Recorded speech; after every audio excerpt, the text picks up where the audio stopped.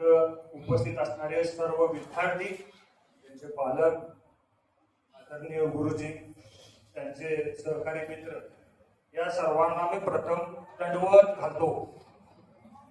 इथूनच त्यांना मानाचा मुजरा करतो. त्यांनी जे या आधुनिक काळामध्ये घेतलेले शूधनुष्य आहे ना, ते फार ओझ आहे.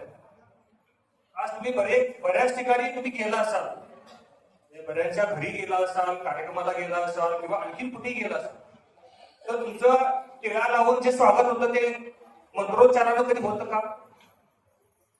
तुम्ही कधी करून घेतले का? तसं तुमच्यापैकी किती लोकांनी ह्याच्या आधी करून घेतले मला सांगा.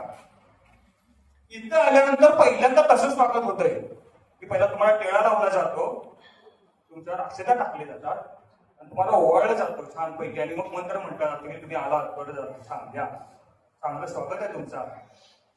पण आता हे स्वागत जर आपल्याला येत असेल असं धरूया, मी मुद्दाम सगळं सांगते बरं का, कारण बऱ्याच लोकांनी बऱ्याच विषयाला हात घातले, त्यामुळे हाही विषय कुठेतरी येणं फार महत्वाचं आहे. तर आपल्यातल्या लोकांना काही सवय असते की मी एकदाच करणार, मी दुसऱ्यांदा अजिबात काय करणार नाही. एकदाच पावडा यायचा, दुसऱ्यांदा पावडा यायचा नाही, त्यांनी दोनच यायचे, चार यायचे नाही.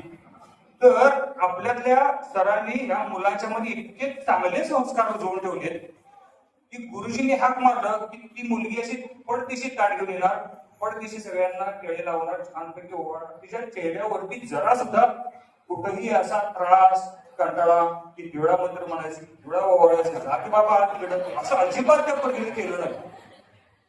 सांगायचं तात्पर्य काय की ही जी सवय आहे किंवा ही जी संस्कृती आहे ना, ही संस्कृती खऱ्या अर्थानं आपल्या मुलांना हिता आल्यानंतरच मिळणार आहे. घरामध्ये आई जशी वागणार तशीच मुलगी वागणार, घरात वडील जसे वागतील तसेच मुलगा वागणार ना.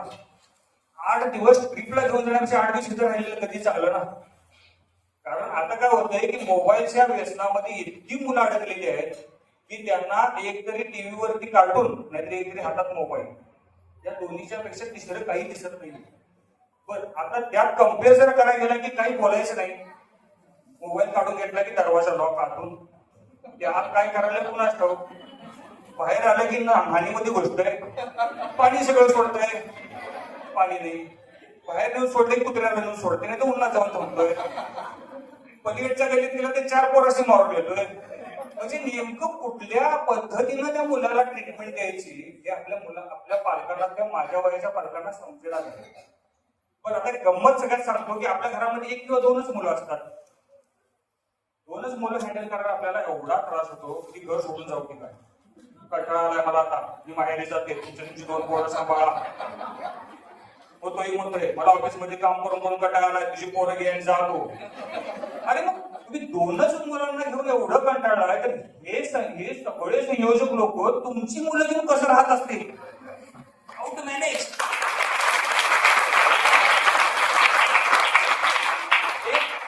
एक तासभर फक्त आपल्याला विरंगुळा पाहिजे असते. किती? 1 तासभर.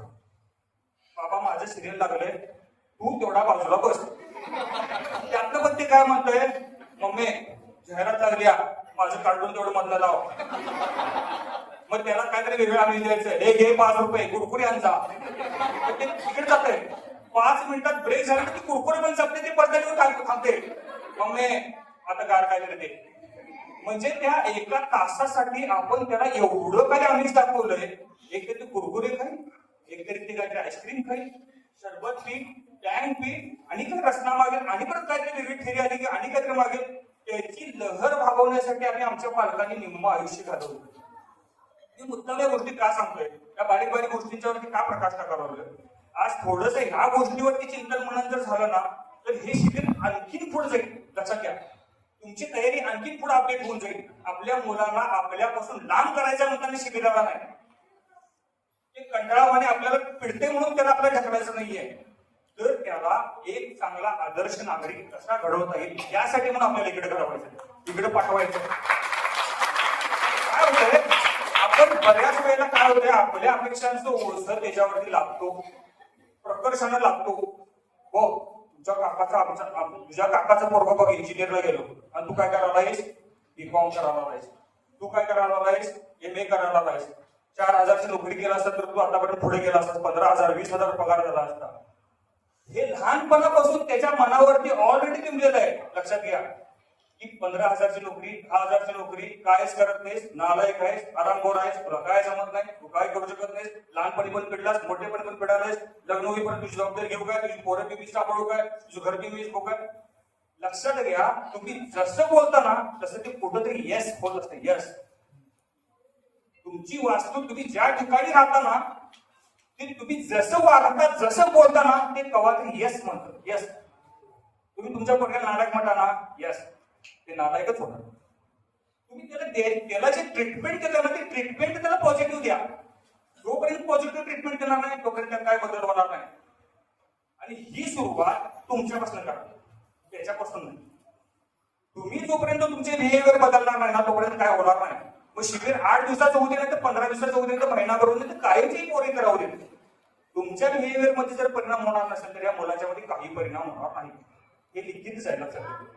आणि सगळ्यात महत्वाचं काय, जसे आई बाबांच्या मध्ये गुणधर्म असतात ना त्यातले काही गुणधर्म मुलांच्या मध्ये येत असतात. आपण आवडल्या पद्धतीनं आपल्याला जमलेलं नाही ना बीकॉम करायला, मग पोरग्याला इंजिनियर डॉक्टर व्हायचं कशाला स्वप्न दाखवताय तुम्ही. तुम्हाला जे जमलं नाही ना त्याच्यापेक्षा तो बेटर काहीतरी होऊ शकेल ना याच्यासाठी मुळात त्याला मार्गदर्शन करा. थोडं होईना, ओझं एकदम उचललं जाणार नाहीये, हे ओझं एकदम उचलण्यासारखं पण नाहीये. लक्षात घ्या, हे ओझं हळूहळू त्याच्या पद्धतीनं तुम्ही जर बिंबवलं गेलं तर तुमची पोरं, आमची पोरं, आमचं सक्षम राष्ट्र घडू शकतं. कुठल्याही जातीवरती टीका नाही करणार, पण आपलं पहिला चुकतं की ते समोरचं करते त्याचा कधी बाद होईल, तो डब व्हायला कधी येईल, दुकान कधी बंद पडल, त्याचा व्यवसाय कधी बंद पडल. आम्ही नुसतं ह्या विचारामध्ये आमचं आयुष्य वाया घालवायचं आणि आपण स्वतः काहीच करायचं नाही.